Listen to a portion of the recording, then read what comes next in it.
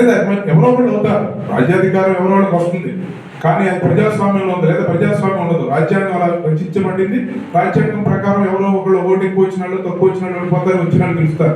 కానీ ఎవరి దగ్గర ఉండాలి రాజ్యాధికారం అనేది ఇక్కడ ప్రధానమైన అంశం. కులాల ద్వారా, మతాల ద్వారా, వివిధ రకాలైనటువంటి ప్రయత్నాల ద్వారా విడగొట్టబడేటువంటి మరి నాయకులు పక్క తమ స్వార్థం కోసం. ఇది అందరికీ తెలుసు. తెలవనాటికి కొత్త మాటలు నేను చెప్పడం లేదు, తీసుకొచ్చిన మాటలు చెప్పడం లేదు. అందరూ ఒకటే మాట అడుగుతారు, ఈ సాగర్ గారు రేపు బయలుదేరి ఎమ్మెల్యేగా పోటీ చేద్దామన్నా అని చెప్పి అనుకుంటాను. అన్న ఒక మంచి నాయకుడు కదండి, సరే మంచి బాగా ఉంది కదా అంటే అని ఎవరంటే ఒకటి ఆయనకు ఒక ధైర్యంగా ఉన్నా డబ్బు ఎక్కడ ఉందండి అంటారు. ఇలా విష్ణు గారు ఏమంటే మీరు ఏమన్నా కంటెస్ట్ చేసే ఉద్దేశం ఉందా సార్ అంటే డబ్బు ఎక్కడ ఉందండి అంటారు. అంటే ఈ మాట నేను చెప్తాలా, సాక్షాత్తు సుప్రీంకోర్టు ప్రధాన న్యాయమూర్తుల దగ్గర నుంచి ఎలక్షన్ కమిషన్. ఎందుకంటే అది నా ముందున్నటువంటి జయం. అది నేను పదవి వ్యక్తిగతంగా నాకు వచ్చిందా రాలేదా అనే దానికంటే ఎప్పుడు నేను దాని గురించి ఆలోచించేవాడు కాదు.